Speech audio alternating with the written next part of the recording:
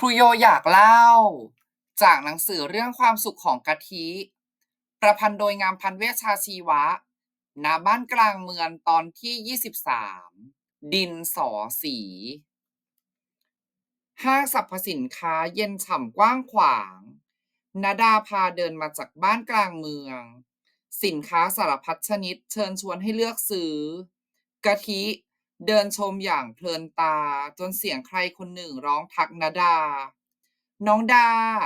แหมดีใจจังที่ได้เจอผู้หญิงรุ่นราวคราวเดียวกับแม่จูงมือเด็กผู้หญิงไว้ไล่เลี่ยกับกะทิปราดเข้ามาใกล้แทบจะจับนาดาเขย่าสายตามองมาที่กะทิพร้อมคำถามเสียงดังฟังชัดว่าลูกสาวพัดใช่ไหมตายหน้าตาน่าเอ็นดูเคยเห็นสมัยตัวแค่นี้เองคนพูดทำมือประกอบดูจากระดับความสูงกะทิคงต้องไม่เกิน3 ขวบแน่ๆเสียงสนทนาถามตอบดูจะต่อเนื่องยืดยาวจนกว่าผู้ถามจะสิ้นสงสัยเด็กหญิงที่ผู้เป็นแม่เรียกว่าน้องพิงค์เริ่มหน้างอและดึงมือหม่าม้าให้ออกเดินไปยังจุดหมายกะทิรู้สึกถูกชะตากับพิงค์จึงส่งยิ้มไปให้อีกฝ่ายทำหน้านิ่งๆตอบกลับแต่วี่แววอารมณ์เสียบนใบหน้าดูจะจางลงเล็กน้อยจริงสิชวนกะทิไปด้วยดีกว่ามีมุมศิลปะข้างบนให้เด็กประดิษฐ์ของไปด้วยกันไหมจ๊ะนาดาหันมาสบตากะทิในใจคงคิดว่าน่าจะดีที่กะทิจะใช้เวลาอยู่กับเพื่อนวัยเดียวกันบ้างกะทิเลือกร้อยลูกปัดพิงค์ระบายสีพี่เลี้ยงทุกคนดูอารมณ์ดีแจ่มใสผู้ใหญ่จึงปลีกตัวไปจิบกาแฟก่อนจะกลับมารับในอีก1 ชั่วโมงข้างหน้าถ้าอยากกลับก่อนก็บอกนะเรามีมือถือเรียกหม่าม้ามารับได้พิงค์หยิบโทรศัพท์น่าใช้ออกมาอวดกะทิจดจ่อสมาธิอยู่กับเส้นเอ็นในมือและกระบะใส่ลูกปัดสารพัดสีตั้งใจจะร้อยเส้นยาวๆให้ลุงตองเอาไปพันแจกันใส่ดอกไม้น่าจะแปลกตาดีถ้ามีเวลาก็จะร้อยสร้อยคอเก๋ๆให้นาดาสักเส้น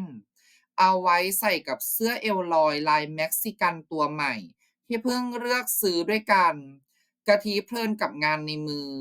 แล้วก็ต้องชะงักเมื่อเหลือบสายตาไปเห็นผลงานศิลปะของพิงค์เข้าน่าจะเรียกว่าศิลปะเสียมากกว่ามีรอยดำๆจากปลายดินสอสีป้ายเป็นปื้นใหญ่ๆเหมือนเจ้าตัววาดอะไรแล้วเปลี่ยนใจทาสีดำทับลงไปแทนน่าจะเป็นรูปผู้ชาย2 คนตัวโตกับตัวเล็ก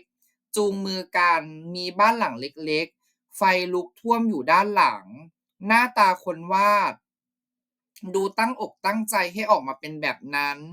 พิงค์คงเห็นสายตาของกะทิจึงบุ้ยใบ้ทำนองอธิบายว่าวาดรูปพ่อกับน้องพายอยากรักกันดีนักทิ้งให้เราอยู่กับหมาม้า2 คนแล้วตัวเองก็หนีไปอยู่บ้านอาม่ากับผู้หญิงใหม่นี่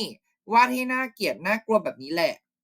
กะทินึกสงสารกระดาษขาวแผ่นนั้นที่ต้องมารองรับอารมณ์แต่นึกอีกทีก็ดีเหมือนกันพิงค์จะได้ไม่เก็บอัดอั้นไว้ในใจระบายออกมาแบบนี้ดีแล้วแต่ถ้ากะทิมีดินสอสีในมือบ้างรูปวาดของกะทิก็คงไม่มีสีละเลงเปื้อนเปิดแน่ๆกะทินึกแปลกใจเหมือนกันที่ในใจของตัวเองไร้เมฆหมอกใดๆขากลับบ้านกะทิถามนดาว่าแม่เกลียดพ่อไหมคะนดาชะงักก่อนจะก้มลงมองหน้ากะทิแล้วตอบว่าแม่ไม่เคยพูดถึงพ่อให้นาฟังเลยนาก็ไม่เคยถามเพราะมารู้จักแม่ทีหลังแล้วแต่นาก็ไม่คิดว่าแม่จะเกลียดใครนะโดยเฉพาะคนที่ทำให้แม่ได้หนูมา